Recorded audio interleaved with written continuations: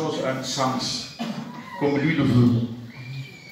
Et je pensais là sur ma chaise, il a donné un jour un cri se fait entendre dans le ciel. Il a dit, Père, envoie-moi.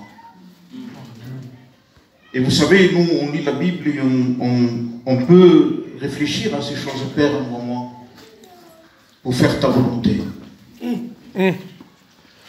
Parce que je ne vous cache pas qu'il y a des mystères qu'on ne peut pas expliquer. Ça relève de la souveraineté de Dieu, du miracle de Dieu. Mais il y a quelque chose de grand et de précieux. C'est que ça s'est réalisé. Et qu'un jour, dans ce ciel, quelqu'un n'était plus dans le ciel. Il manquait quelqu'un dans le ciel. Il y avait un vide. Et ce vide a demeuré quelques années. À peu près 33 ans, ce vide est resté dans le ciel. Jésus était venu sur la terre. Et Jésus est venu mourir pour les hommes.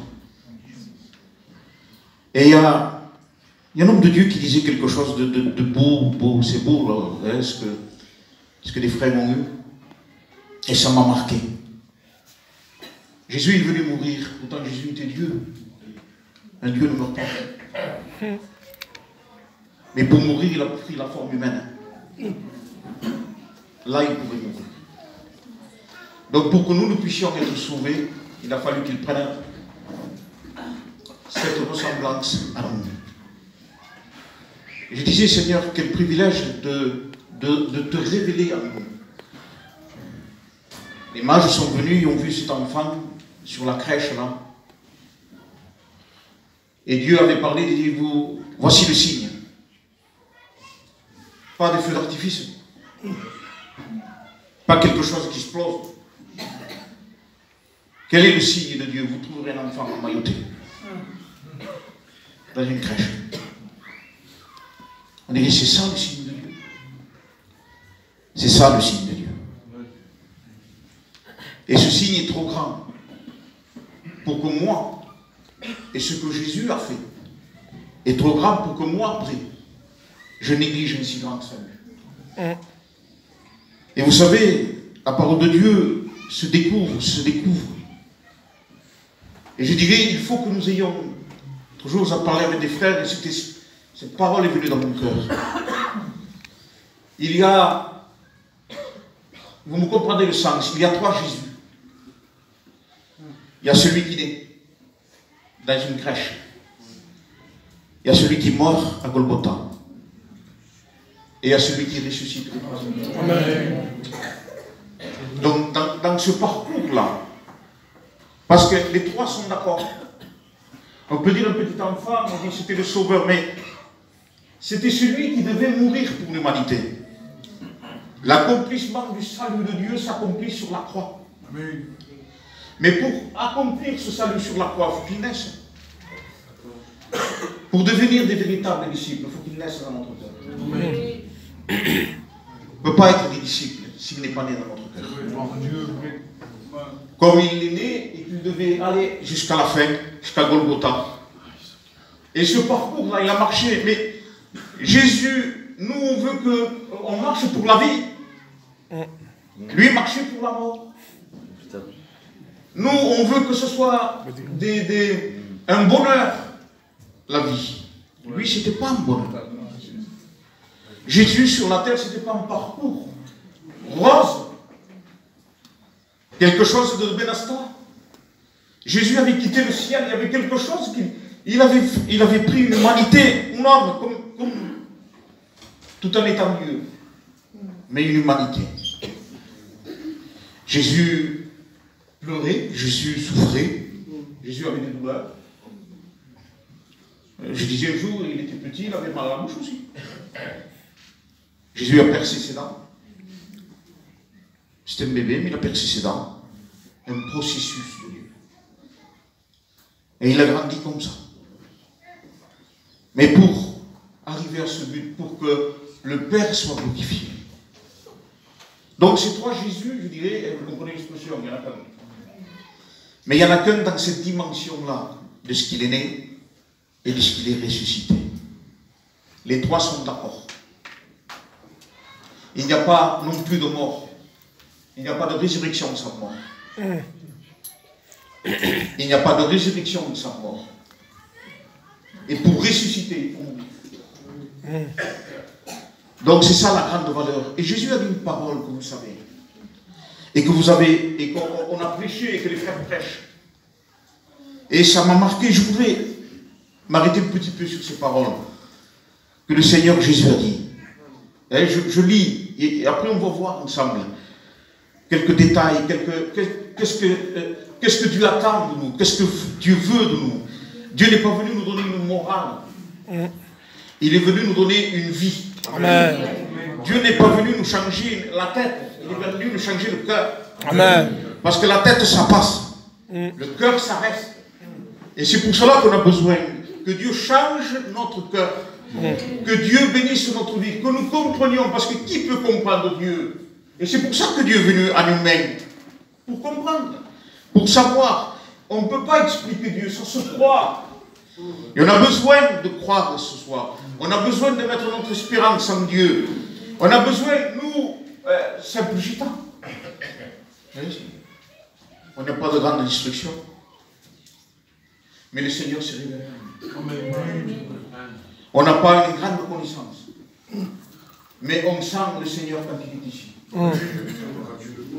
On a entendu la parole de Dieu, on a entendu que nous étions des pécheurs. Et on a été bouleversés par ce message-là. Mais après, il faut devenir des disciples. Il faut être un disciple. Et un disciple, c'est très important. Un disciple, c'est très important. Parce que le Seigneur ne nous sauve pas pour que nous vivions pour nous. Ne nous sauve pas pour que nous vivions pour nous, dans notre maison, dans notre chez-soi. Amen pour ça. Mais il nous sauve pour nous servir. Amen. Il ne nous sauve pas pour que nous nous roulions les pouces. Il nous sauve pour qu'on le serve. Amen. Dans tout, c'est pas rien que prêcher. Tout sert Dieu. Balayer une salle sert Dieu. Amen. Tout, quand on le fait avec le cœur, sert Dieu. Amen. Quand c'est fait avec le cœur. Amen. Il y en a besoin de comprendre ces choses-là. Je vous lis le verset. Puis il dit à tous, cette parole de Jésus, si quelqu'un veut venir après moi. Donc, faisons ce que Jésus dit. Si quelqu'un veut venir après moi, une chose, qu'il renonce à lui-même, qu'il se charge chaque jour de sa croix, et qu'il me suive. Car celui qui voudra sauver sa vie, nous c'est le réflexe de sauver notre vie. On ne veut pas la perdre, on veut la sauver. C'est un réflexe qu'on a en nous.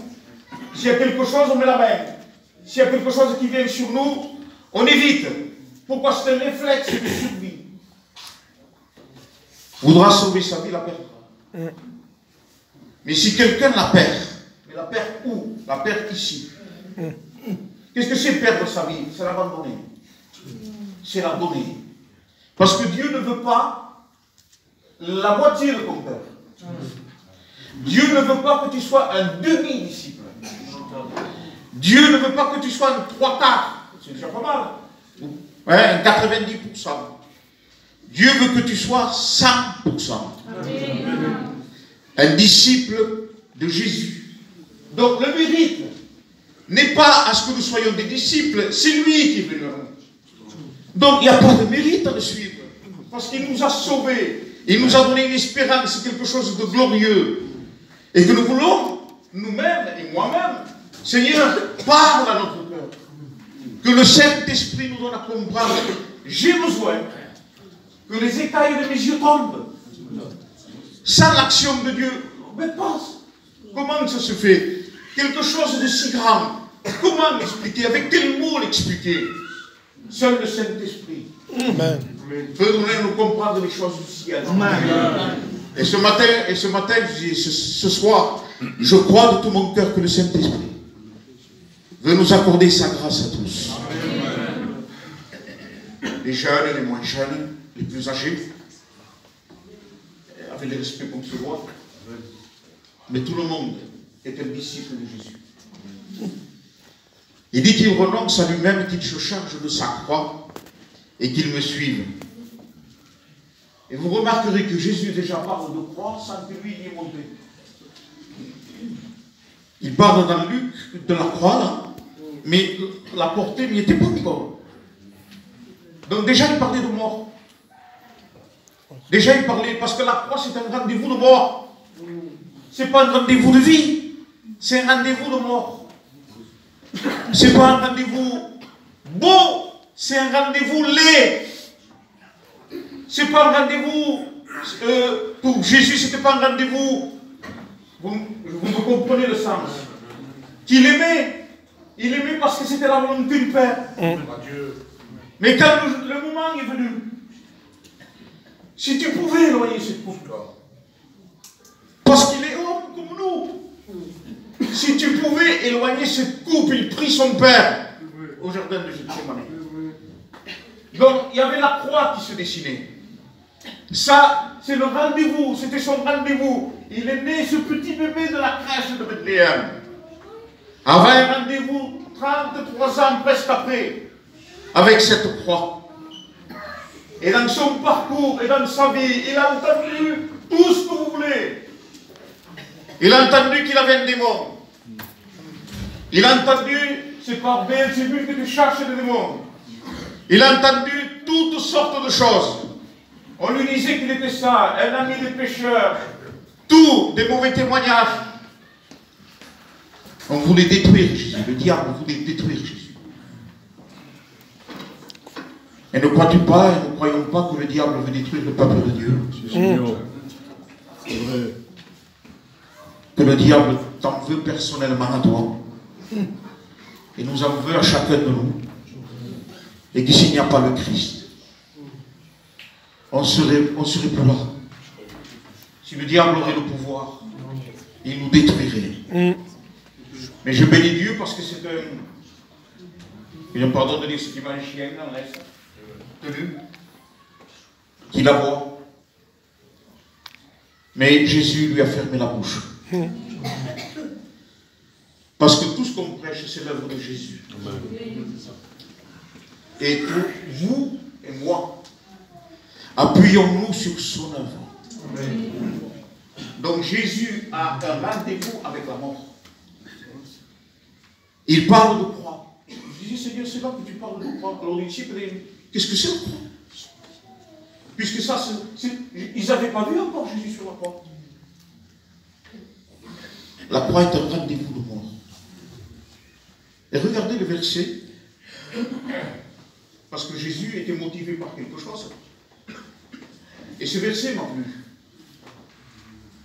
Il dit, lorsque le temps où il devait être enlevé du monde approcha, Jésus prit la résolution de se rendre à Jérusalem.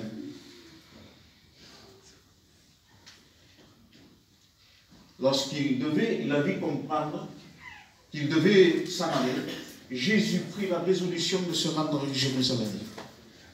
C'est-à-dire la résolution de dire, il fait l'effort d'y aller. Il faut que j'aille à Jérusalem. Nous, on chante Jérusalem. Jérusalem, pour lui, c'était l'endroit de mort. Jérusalem, il y a deux endroits. Il y a le temple et il y a la croix. Tout le monde veut aller au temple. Et personne ne veut mourir. Tout le monde veut louer au temple. Tout le monde veut venir sans prière dans le temple.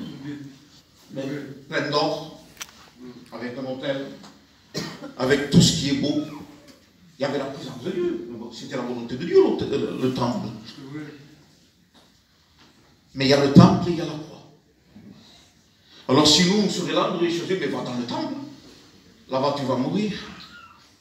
Va dans le temple. Là-bas, tu vas mourir. Tout disciple accompli, Jésus a dit, sera comme son maître. Et ce que Dieu veut en nous, ce que Dieu veut trouver, c'est la marque de son Fils. Ce que Dieu veut trouver dans moi et vous. Mais qu'on fait pour arriver dans ce niveau, ce n'est pas un niveau. C'est une vie qu'on reçoit. Amen, amen. Ce n'est pas un niveau. Sinon, si j'aurais à atteindre le niveau de Jésus, je pourrais ne sens pas. Mais c'est une vie qu'il nous donne. Mais pour nous donner cette vie, si le frère observe dans notre sujet, donc il faut que j'enlève le mien pour revêtir le sien. Et bien c'est ça qu'il faut. Il faut se dépouiller. Amen. On ne peut pas mettre d'autres vestes sans baviller. Si on se revêt de 2 vestes, ça va faire les. Ça ne fait pas beau. Il faut enlever une et revêtir l'autre.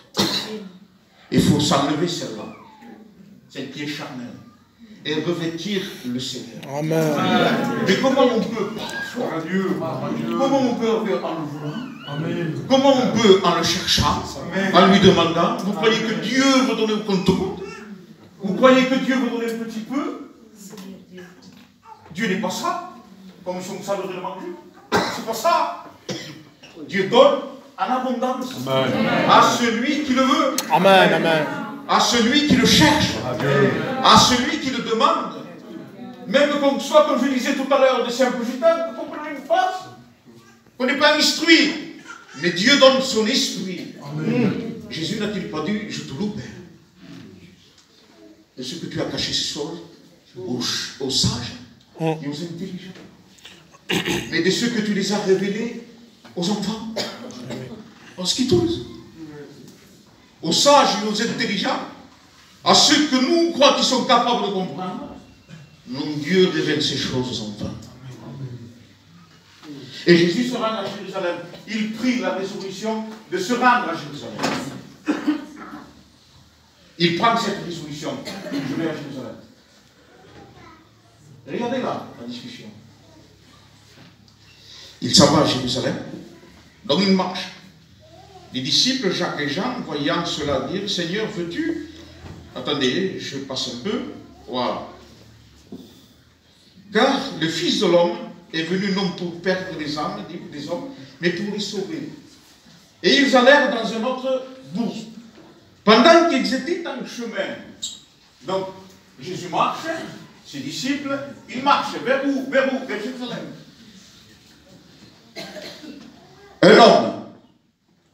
Un homme lui dit, Seigneur, je te suivrai partout où tu iras. Heureusement, hein? Seigneur, un homme, c'est pas un disciple. C'est un homme. Il avait vu Jésus, il voyait les disciples. Mais un homme, il faisait chemin aussi avec eux.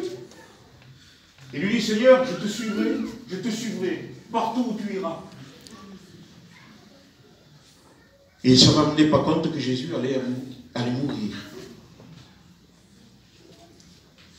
Et Jésus lui répondit, les renards ont des tanières. Même les renards ont ça. Et les oiseaux du ciel ont des nids. Mais le Fils de l'homme n'a pas où reposer sa tête. T'es pas là. Donc là, on verra. Si tu veux me suivre. Parce que celui qui refuse cette voie-là ne peut pas le suivre. Parce que nous, on veut des voies droites où il n'y a rien. Non, ça n'existe pas. Un chemin comme ça n'existe pas. C'est un chemin, là où le maître a marché, on y marchera. Là où le maître a vécu, on doit le vivre aussi. Ils m'ont haï, ils vous haïront. Mais il nous a donné un trésor tellement grand. La capacité, la force de Jésus-Christ dans notre vie. Amen. Ça, c'est extraordinaire. C'est ça le plus grand miracle. Que Jésus soit dans notre cœur. Que Jésus guide notre vie, les frères, les sœurs et amis qui est ici. Parce qu'on a besoin de rencontrer ce Sauveur. Mais on a besoin de vivre avec un Seigneur. Et c'est ça la grande importance. Donc ce parcours se fait. Je te suivrai. Les renards ont des nids. On est tanières, les oiseaux du ciel ont des nids. Le Fils de l'homme n'a pas où reposer sa tête. Il dit à un autre. Jésus dit à un autre. Suis-moi. Ah, déjà, il y a l'invitation de Jésus. L'autre, c'était lui qui s'approchait.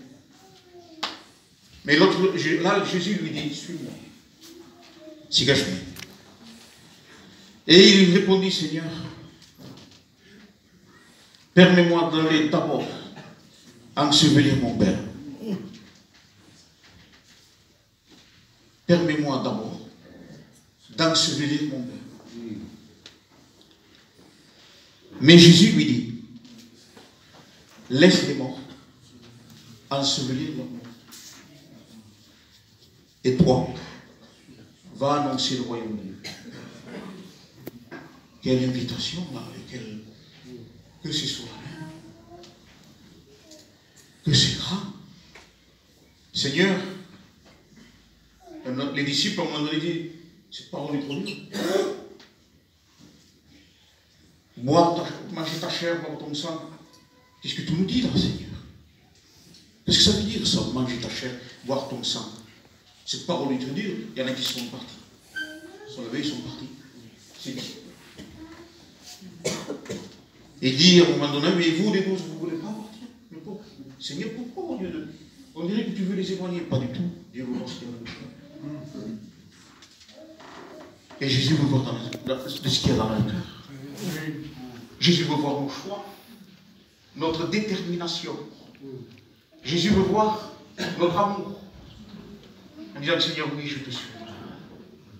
Comprenez bien, celui qui est l'amour suprême, celui qui veut tout parfaitement, celui qui aime au-delà de ce qu'on peut mesurer nous. Parce que l'amour que nous porte, c'est un faux amour. C'est l'amour humain, mais l'amour divin. Celui de Dieu, qui est exempt de toute injustice, parce que le nôtre est mêlé avec l'injustice. Parce qu'on cachera toujours ce qui est de nous.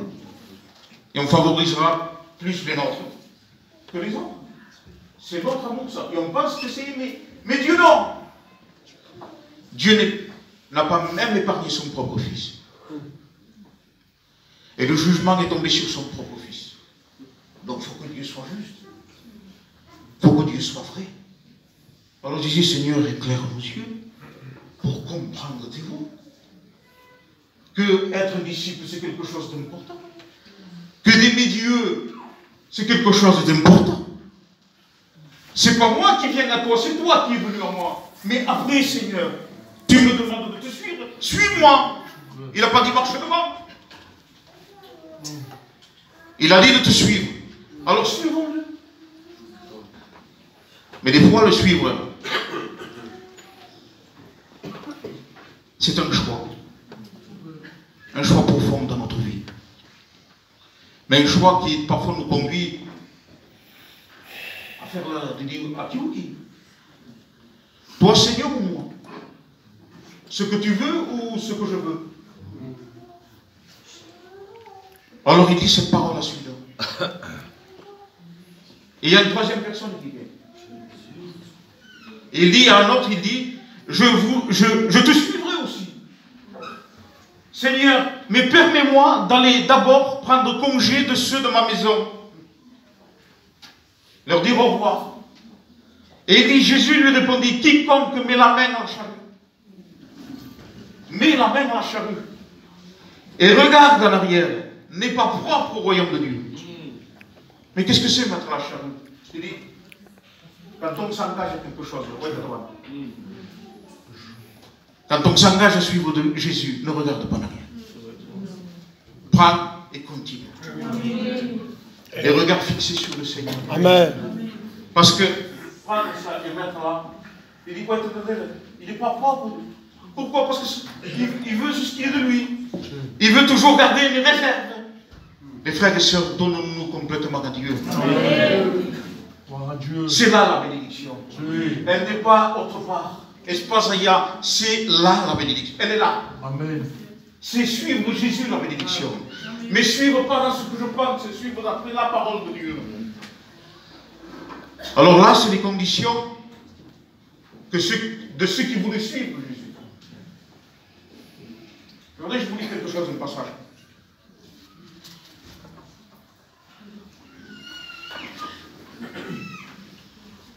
Allez, je ne le ferai pas long. Excusez-moi si je ne le fais pas long. parole de Dieu est importante. La foule faisait route avec Jésus.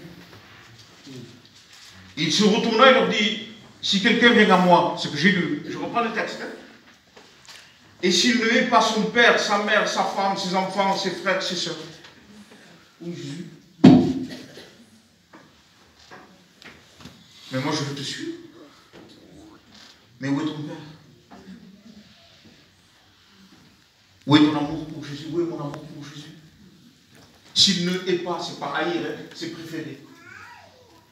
Son père, sa mère, ses soeurs n'est pas propre, et même sa propre vie.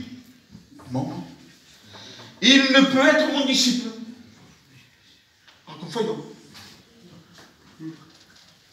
Il ne peut pas être mon disciple. C'est clair, net et précis.